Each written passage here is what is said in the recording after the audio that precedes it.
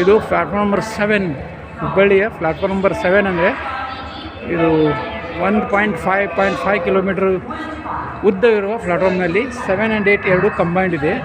So ಅಲ್ಲಿಂದ ನಾವಿವತ್ತು ಪ್ರಯಾಣ ಬೆಳೆಸ್ತಾ ಇದ್ದೀವಿ. Hubballi Solapur passenger special, that is 07332 Hubballi Solapur ಪ್ಯಾಸೆಂಜರಿಂದ ನಾವು ಪ್ರಯಾಣ ಬೆಳೆಸ್ತಾ ಇದ್ದೀವಿ. ಇದು ಹುಬ್ಬಳ್ಳಿ ಸ್ಟೇಷನಿಂದ 7 ನಂಬರ್ ಪ್ಲ್ಯಾಟ್ಫಾರ್ಮ್.